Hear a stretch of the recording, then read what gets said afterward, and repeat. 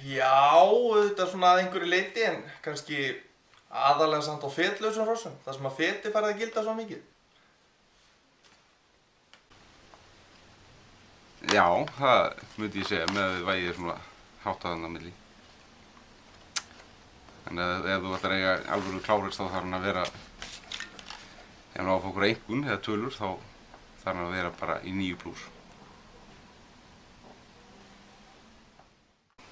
Já, það gera það alveg klárlega. Þetta svona frekar ósanngjarnt og það þarf að finna þeim einhvern farveg allavega. Já, mér finnst bara að við eigum að rækta íslenska hestinn 5 gangtegundir. Þannig að mér finnst klárhestar, ég meiri allega maður og þannig að mér finnst sko frekar þurfa að hjálpa allega hestinum eins og markaðurinn í dag. Þá er auðveldara að selja klárhesta, þannig að þá er eiginlega frekar hægt að hjálpa allega hestinum. Ef við myndum fara að hjálpa klárhestinum meira þá kannski bara meiri hægt að allega hesturinn myndi hverfa. Hesturinn og margir af þessum allega hestum í kynbótum er hægt að setja bara þunga hlífar og þá er þetta bara alveg glæsilegir klárhestar líka sko. Og bara, já, margir af fjórgöngurum sem eru með skeið þarna undir niðri eða vera konar á kynbjótu frekar en að vera á einhverjum stömpu. Þannig að ég er bara mjög með því að hafa þetta vægi sko. Mikið fyrir skeiðið. Já, alveg klárlega. Það er náttúrulega þessi vægismunur sem er í kynbótageiranum sem það kemur klárlega niður á klárhrossunum. Það er að segja að það þyrfti að vera hærra vægi á væntanlega tölti og þá ekki alveg eins hátt á skeiði eins og það er í dag. Þannig að já, mér finnst óþarfi að komi svona mikið niður á klárhrossunum þó ég sé sammála því í stórum dráttum að við eigum að rækta alhliða hest.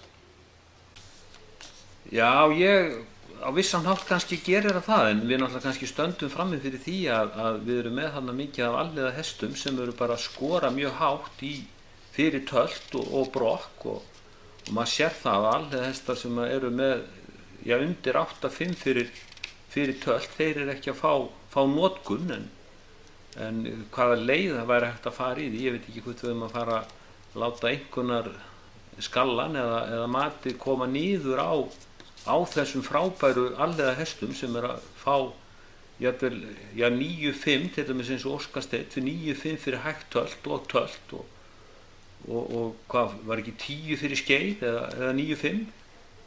Þannig að þetta er svona, auðvitað kannski kemur það niður á þeim hvað alhliða hesturinn er orðinn góður.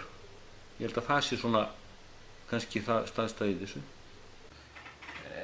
Já, núverandi vægi kemur niður á klárhestum eins og ég sagði áðan og engin spurning og þessu þarf að breyta og það var viðtal við Kristbjörgu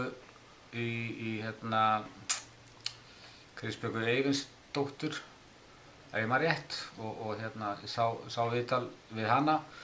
Ég er algjörlega sammála henni að þessu þarf að breyta. Já, mér finnst það alveg skilur sko að þessi klárhross eiga bara eitthvað séðsorðið í dag en menn hljóta að sjá það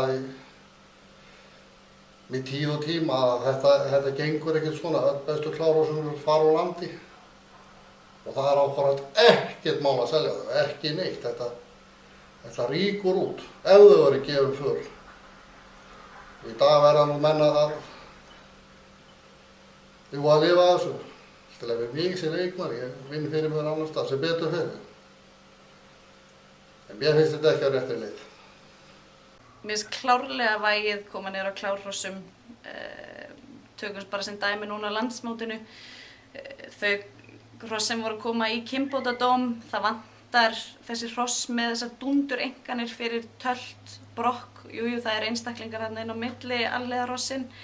En það er það sem að fólk kemur til að sjá, það er að sjá þessi hross með toppeinkanir, sjá það flottasta. Og klárhrossin eru náttúrulega mikil söluvara fyrir íslenska hestinn. ég held að koma ekkert niður á því, það kemur að því að þetta réttist bara í gæðum með auknu vægi og þessu hæg gangtíðandir. Hvað segja, það er náttúrulega verið að grísa út ákveði með þessu.